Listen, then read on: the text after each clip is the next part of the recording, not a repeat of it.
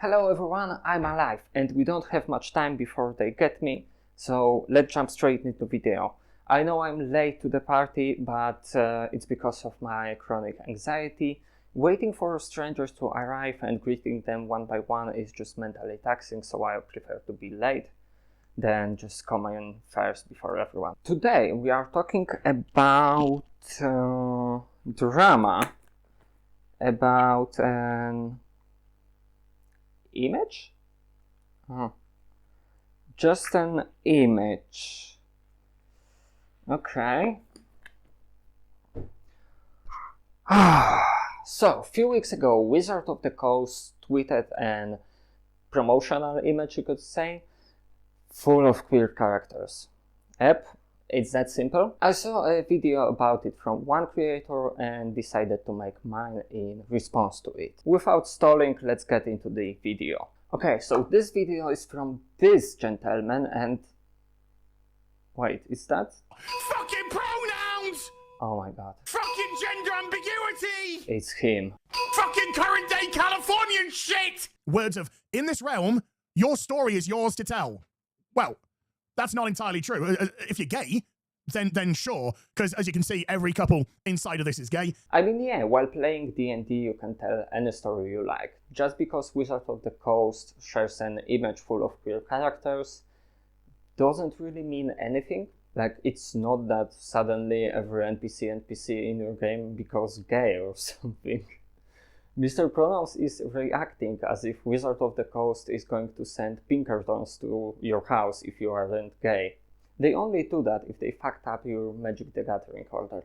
Now, bear in mind that over the course of the last few years, Wizards of the Coast / Hasbro have made a concerted effort to try and push Dungeons & Dragons more towards children.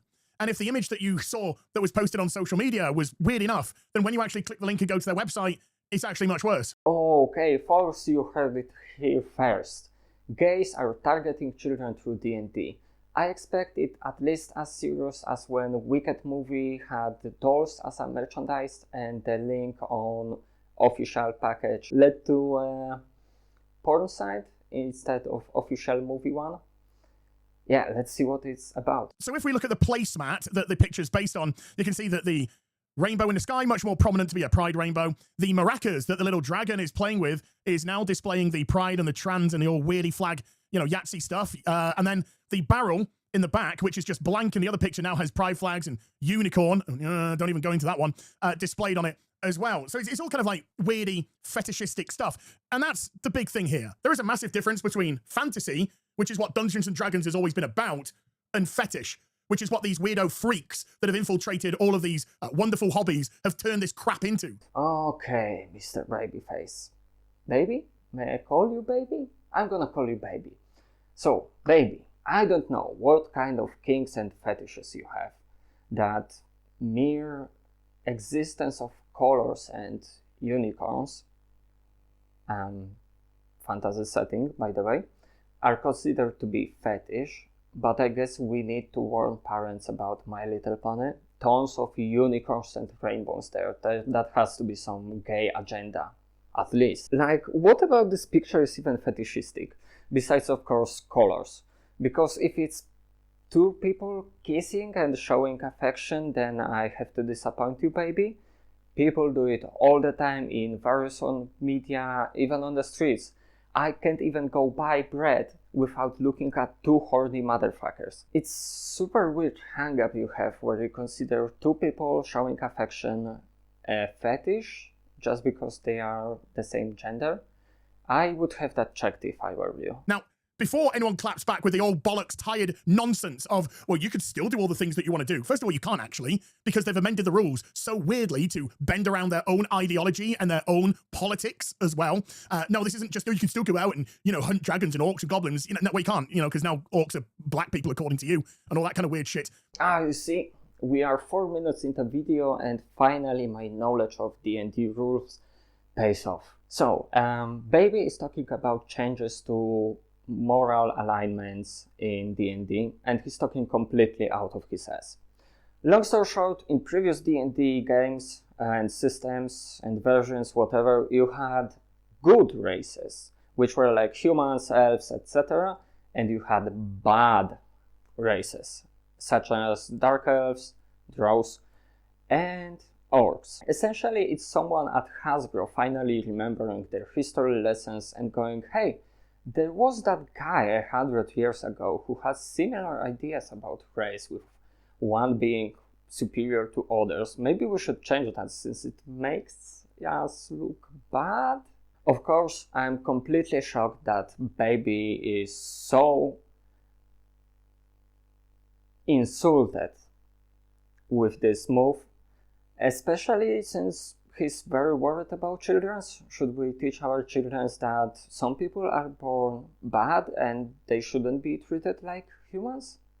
I don't know, it's kind of silly. Oh, and the best part is, even if he can't ignore the rules, remember, Pinkertons are going to get his ass. The current rules don't really state that you can't have orcs as a bad guy, or that you can't kill orcs. Essentially, it's a cosmetic change so that players don't get stuck in that mindset that every orc has to be an enemy. It allows them to sort of think more nuanced about the races and not go, oh, that's an orc, I don't talk to him, I just kill him because he's evil. No, this is about, again, a video I did a few years ago. Once they have infiltrated, which they've done with Wizards of the Coast and Hasbro, once they've infiltrated, inserted their ideology, inserted their politics, driven out all the problematic people, changed the game because, oh my goodness, this is this coded, and that is that coded, and that's just not down this current line of modern thinking, aka fascistic Nazi crap, that they cry that everyone else is, of course. Then they turn around and go, it's for everyone who now adheres to what we want it to be. My guy, you literally had a temper tantrum about them getting rid of fascistic concept of inferior race. No one is going to investigate your lame game for lack of queer characters. No one cares how you play pretend with 4 guys in your basement. Do whatever you want. That's the meaning of this goddamn post. See, once upon a time, it was about crafting amazing stories, putting yourself into situations and scenarios that would really pique your imagination and the limits of where your fantasy could take you. As a kid myself, I was absolutely blown away and had all of the Ian Jackson, Steve Livingston, of course, Ian Livingston, very much responsible for Games Workshop in the UK as well. And those were the fighting fantasy books, and they also went into other elements, a little bit more of the Dungeons and Dragons elements, and that's what I really kind of liked myself. It sparked and it fueled your imagination for these crazy worlds with these amazing creatures and all the trouble that you could get yourself into. But now, because they've made it a lifestyle brand, and the lifestyle, of course, being just gay and weird and freakish like that, that's all got away with, because now it's not go on a big adventure and meet up with people and get into those scenarios. Now it's just about, I'm going to flick the bean of my trans dragon's boyfriend's cousin or some weird kind of fetish like that. I don't know about you guys, but I find that my games can somehow encompass both grand adventures about slaying monsters and flicking the bean of my trans dragon boyfriend. I don't know how I do it. Maybe it's just a skill issue. Baby. It's like these people forget the role-playing part of role-playing games, or they have such a limited imagination that the only satisfying conclusion to any story is just violence and seeing the level go up. I've had sessions that were 3 hours of characters just talking. No roles, no combat, no physical conflict whatsoever. And Critical Role got so big, in my opinion, that may be a hot take, but I don't think so, because their characters were so intricate and had such an amazing relations with each other and with NPCs. Guys like this make me kind of intimidated about running games for strangers on the internet. It's a role-playing game. If you don't want to role-play and just kill stuff, play Path of Exile or whatever. Of course, at the end of the day, it's just playing pretend, and as long as you are having fun, it's alright and it's fine. I just don't get how you can get mad about people playing a game another way, like a different way than you.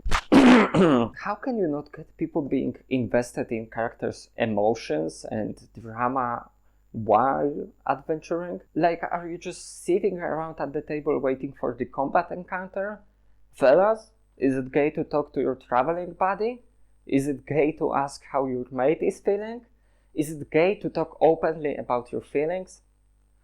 I guess I can't hold that last one against Baby. We both know he can very openly show his feelings about certain things. Fucking prone! It's just kind of completely lost track of what it used to be. And just from the imagery itself, if we look back at that image doesn't say Dungeons and Dragons at all. What it says is we have taken over another great beloved franchise and we've now destroyed it and turned it into this absolute joke and embarrassment of a franchise that we know is never going to win anybody over. No normal person's going to look at this and go, oh my God, I need to be part of this. What is it? Dungeons and Dragons? Sign me the fuck up. No. Hate to break it to you guys, but it's been at least 10 years since TTRPG became Theater Kids' turf. And if I know anything about Theater Kids, it's that lots and lots of them are queer. And this image to me just screams big celebration at the end of the adventure. Who knows, maybe the town just got saved by the heroes and people can finally go out on the streets and hug their closest ones, feeling safe. Isn't that heartwarming in the current climate? Isn't that a power fantasy? Restoring people's hopes and comfort, seeing how your action affects wider world beside just the every dragon is dead, now you have to kill an evil god. Like, Jesus. It's all about destruction, tearing down what was once great.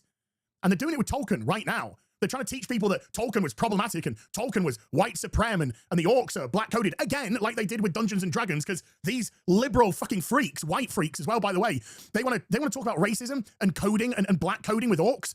And you're just like, wait a minute, when I saw orcs, I saw a fearsome race of green, monstrous creatures. Where did you see a black person in that? Maybe before you start calling others racist, you're the one that came up with that. Maybe you should look in the fucking mirror. This guy couldn't recognize subtext and context if they stole his pronouns.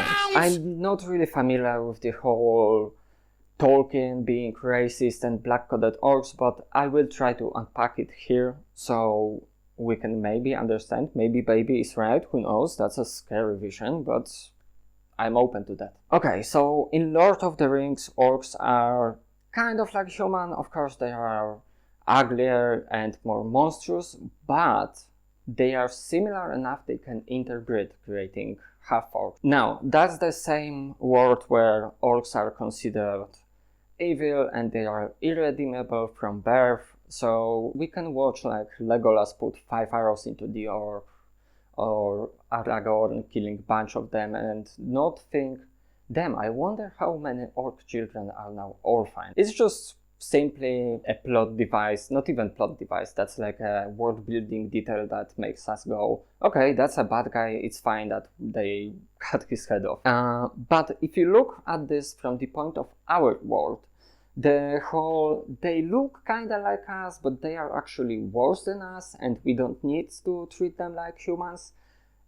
It sounds really close to what colonists said about slaves, and it doesn't look good. And let's be honest, using fantasy as a medium to talk about real world issues has been around since forever. Friend of the channel, Andrzej Sapkowski, has been doing this since 1990. Yes, Witcher is woke, I'm losing my mind. It's like science fiction guys trying to build all the cool technology from the books, completely missing the point that the books made, that this technology would be fucked up if it existed. And that's how we end up with toilets scanning our shit in order to let us know if we are healthy. For money, you have to pay them so they can take pictures of your ass. Yeah. I haven't made that up. Okay, there isn't anything worthwhile in this video after all, and I think we can stop here, and I would like to tell you the real reason behind this video and share some of my thoughts. The whole woke drama thing isn't anything new,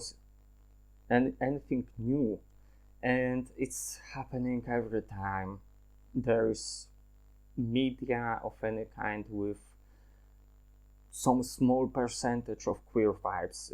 We know it, I know it, you know it, everyone knows it. It doesn't surprise anyone at all. I've decided to make this video because I'm tired of this. I'm tired of some hateful facts just deciding to make a career of hating things I like, of searching up my favorite RPG system and seeing their faces spewing lies and hate instead of people with real passion for the hobby. And honestly, I don't know, I don't think I want to be a voice against that. Like, this video is clearly making fun just of them. But I'm tired of not acting, of just sitting passively. And who knows, maybe that few minutes of making fun of the pronounced guy will bring you some comfort. If it did, I'm really grateful and all the power to you. But about these guys, I'm not really angry at them. When I think about it, I just feel sorry. It's like their lives are filled with hate, and what's worse, many of them decided to build a business on it, meaning they can't even stop. There's a non-zero chance. Sorry. Speaking English for so long is really tiring, I guess. I'm looking at the prompter, and even with it, I'm making mistakes. There's a non-zero chance that baby's viewer may find this video and they may even be watching me speaking these words. Maybe they could be convinced to see things from outside of their bubble and start thinking about how these videos just affirm their biases and feelings they never really stop to unravel and think about them. And who knows, maybe they could realize they are being played by a bunch of rich white guys just profiting of their feelings. And that could be the case, but for these guys up top, for the big guys like Baby, there is not a chance in a million for them to stop, because even if they have some sort of epiphany where they realize what they are doing is harmful, I actually feel like they realize that. It's hard to make content for so long and not think about what you are doing, but they are making money off of it, and anytime they will say something positive about some woke media, or they will, who knows, let's say they will make a video titled "I was wrong, being woke is cool," whatever, there is like 400,000 of people willing to devour them for it, calling like a traitor and calling them a woke cack after all. And I truly feel for them if that's the case. At the same time, I hope they get to some kind of hell where they have to see what they are doing and how harmful it is for the rest of the eternity, and at the end of the day they will have to wake up and look in the mirror, seeing their face and hating it. But well, what can you do? We can only fight back and not be impassive. But before I go, one thing. This video is actually sponsored by me. If you are looking for a nice TTRPG adventure when you can slay a dragon with one hand and flick your trans dragon boyfriend's If you want to have an amazing TTRPG adventure where you slay a dragon with one hand and flick your trans boyfriend's bin with the other, you found the right GM. Right now I am running a game of Legend in the Mist in my own homebrew world, which you can have a direct influence on. I'm looking for something where it's a mix of all things I love about fantasy, like Dungeon Meshi, Lord of the Rings and more. If you are interested, head to that link in the description and see you on the other side of the DM screen. Once again, thank you for listening to this, and I have to go. They are breaking the door!